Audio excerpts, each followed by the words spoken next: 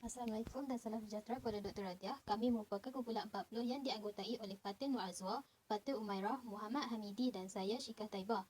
Tema yang diberikan merupakan tema D iaitu adjung dalam frasa kerja tunggal berdasarkan kerangka X berpalang, manakala tajuk bentangan kami pula penguasaan frasa adjung dalam teori X berpalang oleh pelajar linguistik Universiti Sains Malaysia. Baiklah, saya akan teruskan dengan pengertian adjung dalam frasa kerja.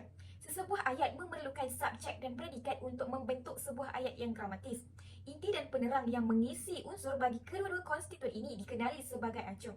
Menurut Asma Haji Omar pada tahun 1980, beliau menyatakan bahawa kata adverba ini merujuk kepada kata yang berfungsi sebagai adjung dalam struktur ayat yang dibentuk seperti subjek, predikat, objek dan adjung.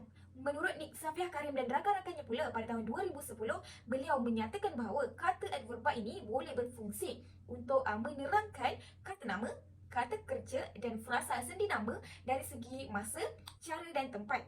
Dalam hal ini, adjung boleh hadir di hadapan ataupun di belakang frasa dan ianya tidak wajib hadir dalam sesebuah ayat.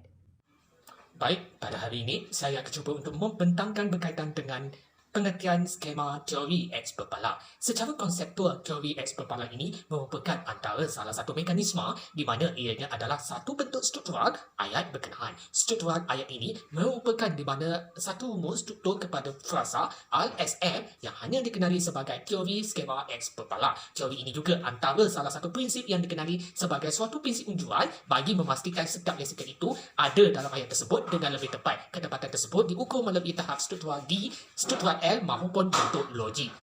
Baiklah, untuk bahagian yang ketiga, saya akan menerangkan kedudukan adjung di dalam skema X berpalang.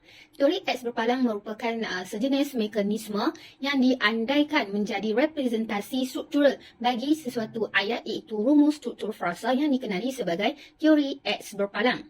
Teori ini mempunyai satu prinsip yang dikenali sebagai prinsip unjuran yang memastikan bahawa setiap leksikal dalam suatu ayat itu diunjurkan dengan betul pada setiap tahap sintaksis, iaitu yang pertama struktur D, struktur L dan juga bentuk logik.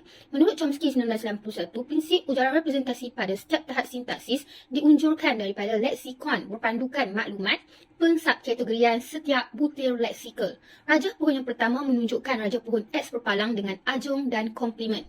Berdasarkan rajah pohon tersebut, kedudukan adjung dalam kerangka X berpalang dapat dijelaskan. Maklumat mengikut kategori adalah seperti W sebagai specifier, X sebagai kepala, Z sebagai komplement dan Y sebagai adjung. Manakala rajah pohon yang kedua adalah berkaitan kedudukan adjung di dalam frasa kerja tunggal berdasarkan kerangka X berpalang umum yang dapat ditunjukkan seperti iaitu K berpalang adalah frasa kerja manakala adjung dilambangkan sebagai adjung.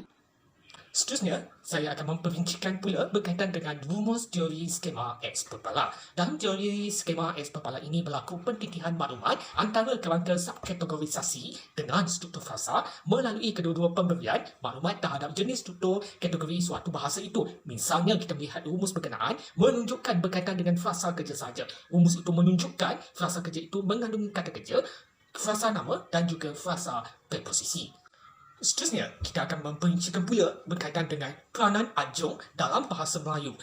Subjek dan juga predikat ianya dikatakan sebagai hanya salah satu elemen ataupun komponen yang penting di mana dalam sesebuah struktur ayat berkenaan. Jadi, peranan adjung ini dalam bahasa Melayu boleh ditentukan melalui penentu sama ada subjek atau predikat. Fungsi berkenaan berperanan sebagai untuk membentuk sebuah ayat menjadi lebih gramatis ataupun tidak. Kedua-dua komponen ini kita melihat ianya sebagai salah satu inti dan penerang iaitu hanya dikenali sebagai adjung. Adjung ini turut dikenali sebagai sisipan yakni berada di luar. Ini hanya dikenali sebagai maupun dikekalkan sebagai komponen elemen opsional hanya disebabkan kemampuan telah dikekalkan atau telah digugurkan dalam ayat tersebut. Adjung ini boleh terjadi sama ada kata adverba maupun frasa adverba atau modifier hanya melalui berdasarkan golongan sarjana tempatan.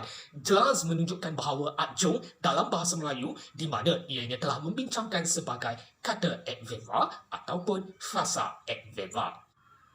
Baik, untuk di bahagian ini, kita mengenali ataupun kita cuba untuk membezakan ajung dengan agreement.